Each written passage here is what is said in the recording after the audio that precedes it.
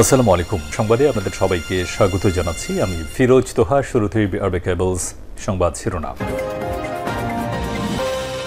বাংলাদেশের সর্বশেষ গুরুত্বপূর্ণ আপডেট সংবাদে আপনাকে স্বাগত। শুরুতেই সংবাদ শিরোনাম, পরে বিস্তারিত। শুরুতেই জানিয়ে দিব, ইসলামী ব্যাংকের প্রধান কার্যালয়ে হামলা, ৬ কর্মকর্তা গুলিবিদ্ধ।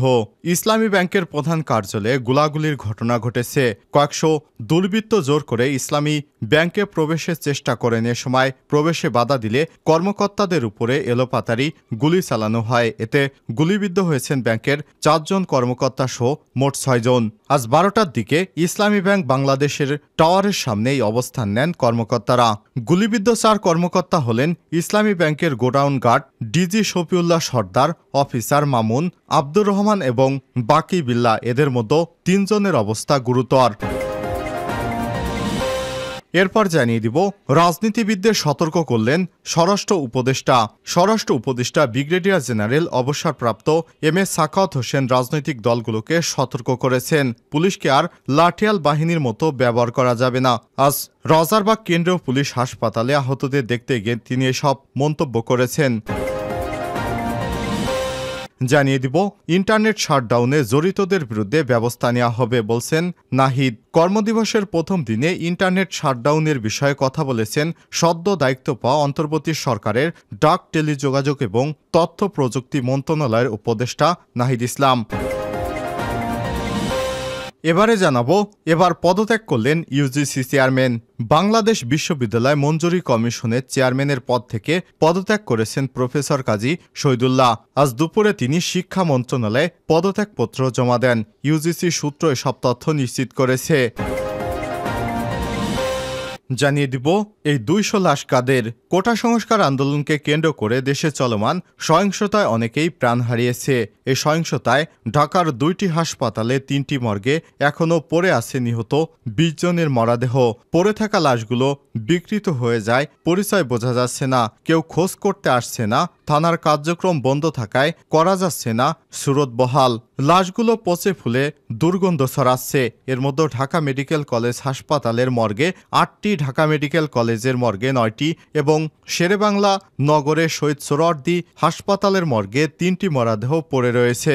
ঢাকা মেডিকেল কলেজের মর্গের ৯টি মরদেহ, ২টি উত্তরার কুয়েটমৈত্রী হাসপাতাল থেকে, ৩টি মরদেহ কেন্দ্রীয় পুলিশ হাসপাতাল থেকে এসেছে। পুলিশ হাসপাতাল থেকে আসা 3টি মরদেহ পুলিশের বলে ধারণা করা হচ্ছে। এবং সর্বশেষ জানিয়ে দিব, ভারতের সাবেক পররাষ্ট্রমন্ত্রী নটওয়ার সিং আর নেই। ভারতের সাবেক পররাষ্ট্রমন্ত্রী কে নটওয়ার সিং মারা গেছে। দীর্ঘ অসুস্থতার পর আর শেষ নিঃশ্বাস ত্যাগ করেছেন তিনি। মৃত্যুকালে তার বয়স হয়েছিল 93 বছর। প্রিয় দর্শক, এতক্ষণ শুনছিলেন সংবাদ শিরোনাম, এবারে বিস্তারিত। তবে তার আগে বন্ধুরা, কমেন্ট করে জানিয়ে দিন আপনি বিশ্বের কোন দেশ থেকে আমাদের সংবাদটি দেখছেন। আর এই চ্যানেলে আপনি নতুন হয়ে থাকলে সংবাদটি দেখতে দেখতে চ্যানেলটি সাবস্ক্রাইব করে রাখুন, যাতে করে বন্ধুরা আমাদের পরবর্তী লেটেস্ট আপডেট সংবাদগুলো সবার আগে আপনার কাছে পৌঁছে যায়। এই ভিডিওটিতে একটি লাইক দিন, বেল বাটনে প্রেস করে রাখুন, যাতে করে আমাদের আপডেট সংবাদগুলো আমরা পাবলিক করা মাত্র আপনারা দেখতে পারেন। এবারে বিস্তারিত। ইসলামী ব্যাংকের প্রধান কার্যালয়ে হামলা, ৪ কর্মকর্তা গুলিবিদ্ধ। ইসলামী ব্যাংকের প্রধান কার্যালয়ে গোলাগুলির ঘটনা ঘটেছে। কয়েকশো দুর্বৃত্ত জোর করে ইসলামী ব্যাংকে প্রবেশের চেষ্টা করেন। এ সময় প্রবেশে বাধা দিলে কর্মকর্তাদের উপর এলোপাতাড়ি গুলি চালানো হয়। এতে গুলিবিদ্ধ হয়ে ৪ জন ব্যাংক কর্মকর্তা সহ মোট ৬ জন গুলিবিদ্ধ হয়েছেন। রোববার ১১ই আগস্ট সকাল 10:30টার দিকে ইসলামী ব্যাংক টাওয়ারের সামনে অবস্থান নেন কর্মকর্তারা। গুলিবিদ্ধ ৪ কর্মকর্তা হলেন ইসলামী ব্যাংকের গোডাউন গার্ড ডিজি শফিউল্লাহ সর্দার, অফিসার মামুন, আব্দুর রহমান এবং বাকি বিল্লাহ। এদের মধ্যে ৩ জনের অবস্থা গুরুতর। ইসলামী ব্যাংকের একাধিক কর্মকর্তারা জানিয়েছেন, তারা জমানতবিহীন অনিয়ম করে লোন কেলেঙ্কারির প্রতিবাদ জানিয়ে বিক্ষোভ শুরু করেন। এ সময় আকস্মিকভাবে এসআলম গ্রুপের হয়ে কাজ করা কয়েকজন কর্মকর্তা প্রায় শতাধিক লোক অস্ত্র নিয়ে প্রবেশের চেষ্টা করে। তাদের প্রবেশে বাধা দিলে বহিরাগতরা অস্ত্র বের করে এলোপাতাড়ি গুলি শুরু করে।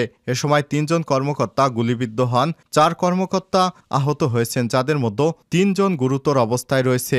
পরে উপস্থিত কর্মকর্তারা পাল্টা ধাওয়া দিলে তারা পালিয়ে যায়। এর আগে বৃহস্পতিবার ইসলামী ব্যাংক থেকে পদত্যাগ করেন কায়সার আলী। তিনি ব্যাংকটির অতিরিক্ত ব্যবস্থাপনা পরিচালক ছিলেন। বুধবার ব্যাংকের গভর্নরের সামনে সাদা কাগজে পদত্যাগ করে ব্যবস্থাপনা পরিচালকের কাছে জমা দেন কায়সার আলী। রাজনীতিবিদদের সতর্ক করলেন স্বরাষ্ট্র উপদেষ্টা। স্বরাষ্ট্র উপদেষ্টা ব্রিগেডিয়ার জেনারেল অবসরপ্রাপ্ত এম সাকাত হোসেন রাজনৈতিক দলগুলোকে সতর্ক করে বলেছেন, পুলিশকে আর লাঠিয়াল বাহিনীর মতো ব্যবহার করা যাবে না। রোববার 1 আগস্ট রাজারবাগ কেন্দ্রীয় পুলিশ হাসপাতালে আহতদের দেখতে গিয়ে তিনি সব মন্তব্য করেছেন। এ সময় তিনি বলেন, পুলিশকে মারণাস্ত্র দেওয়া ঠিক হয়নি, এটা যেন ভবিষ্যতে আর না হয় সেটা দেখা হবে। এখন এদেশে রাজনীতি করা সহজ হবে না, পুলিশকে আর লাঠিয়াল বাহিনীর মতো ব্যবহার করা যাবে না। এ সময় তিনি আরো বলেন, যারা পুলিশকে ব্যবহার করেছে, হুকুম দিয়েছে, আমি চেষ্টা করব তাদের বিচারের আওতায় আনতে। ইন্টারনেট শাটডাউনে জড়িতদের বিরুদ্ধে ব্যবস্থা নাহিদ। কর্মদিবসের প্রথম দিনে ইন্টারনেট শাটডাউনের বিষয়ে কথা বলেছেন সদ্য দায়িত্ব পাওয়া অন্তর্বর্তী সরকারের ডাক, টেলিযোগাযোগ এবং তথ্য প্রযুক্তি মন্ত্রণালয়ের উপদেষ্টা নাহিদ ইসলাম। এ সময় তিনি বলেন, ইন্টারনেট শাটডাউনে জড়িতদের বিরুদ্ধে ব্যবস্থা গ্রহণ করা হবে। রোববার 11 আগস্ট সকালে সচিবালয়ে এসব কথা বলেন নাহিদ ইসলাম। নাহিদ বলেন, ইন্টারনেট বন্ধ করা কিংবা স্পিড সীমিত করে দেয়া মানবাধিকার লঙ্ঘন। তথ্য জানার অধিকার সবার আছে, তাই মানুষকে সত্য জানা থেকে বাধা দেয়া মানবাধিকার লঙ্ঘিত হয়েছে।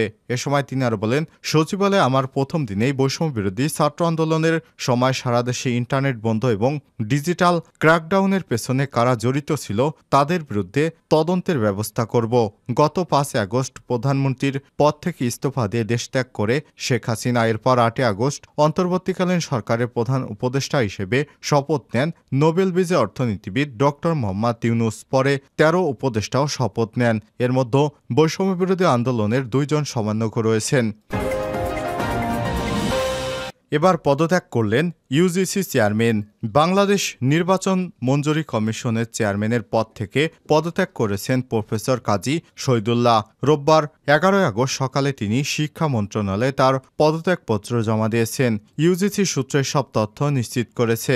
পদত্যাগের পত্রে তিনি শারীরিক অসুস্থতার কারণ দেখিয়েছেন। তিনি পত্রে লিখেছেন, আমি শিক্ষা মন্ত্রণালয়ের প্রজ্ঞাপন অনুযায়ী 2023 সালের 28 মে বিশ্ববিদ্যালয় মঞ্জুরি কমিশনের চেয়ারম্যান পদে যোগদান করি। শারীরিক অসুস্থতার কারণে মাধ্যমিক ও উচ্চ শিক্ষা বিভাগের অফিস আদেশ অনুযায়ী গত বছরের 20 আগস্ট থেকে চিকিৎসার জন্য অস্ট্রেলিয়ায় অবস্থান করছি।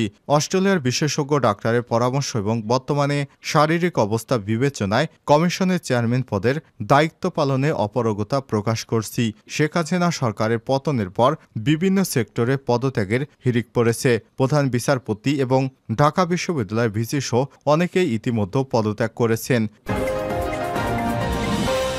এই 20 লাশ কাদের? কোটা সংস্কার আন্দোলনকে কেন্দ্র করে দেশে চলমান সহিংসতায় অনেক প্রাণ হারিয়েছে। এই সহিংসতায় ঢাকার 2টি হাসপাতালে 3টি মর্গে এখনও পড়ে আছে অন্তত 20 জনের মরদেহ। পড়ে থাকা লাশগুলো বিকৃত চেহারা হওয়ার কারণে বোঝা যাচ্ছে না আসলে লাশগুলো কাদের। তবে লাশগুলো পচে ফুলে দুর্গন্ধ ছড়াচ্ছে।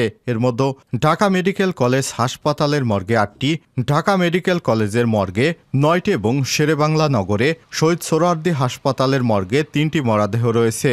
ঢাকা মেডিকেল কলেজ মর্গের 9টি মরদেহর 2টি উত্তরার কুয়েত মৈত্রী বাংলাদেশ হাসপাতাল থেকে, 3টি মরদেহ কেন্দ্রীয় পুলিশ হাসপাতাল থেকে এসেছে। পুলিশ হাসপাতাল থেকে আসা 3টি মরদেহ পুলিশের বলে ধারণা করা হচ্ছে। ঢাকা মেডিকেল কলেজের মর্গের ডোম রামচন্দ্র দাস বলেছেন, বডিগুলো চেনার কোনো উপায় নেই, প্রত্যেকটাই ফুলে গেছে, পচে গেছে। ঢাকা মেডিকেল কলেজ হাসপাতালে পড়ে শাহবাগ থানা এলাকায়। সেখানে দায়িত্ব পালনকারী শাহবাগ থানার কনস্টেবল সালাউদ্দিন আহমেদ খান বলেন, এখন পর্যন্ত আসা লাশের মধ্যে যাদের পরিচয় নিশ্চিত হওয়া গেছে সেগুলো তাদের স্বজনদের বুঝিয়ে দেওয়া হয়েছে। বাকি 17টি লাশের বিষয়ে তারা সিদ্ধান্ত নিতে পারেনি। কয়েকটি লাশ সড়কে পড়েছিল কয়েকদিন। লাশগুলো ফুলে এমন অবস্থা হয়ে গেছে সেগুলো বায়োমেট্রিক ডেটা নেওয়া সম্ভব হচ্ছে না। 3টি বডি পুড়ে গেছে, এগুলো কিছু করা যাচ্ছে না। কনস্টেবল সালাউদ্দিন বলেন, থানার কার্যক্রম বন্ধ থাকার কারণেও কিছুটা সমস্যা হয়েছে। শনাক্ত না হওয়া মরদেহগুলো সৎকারের জন্য আঞ্জুমান মফিদুল ইসলাম এর দেয়ার পক্ষে তিনি।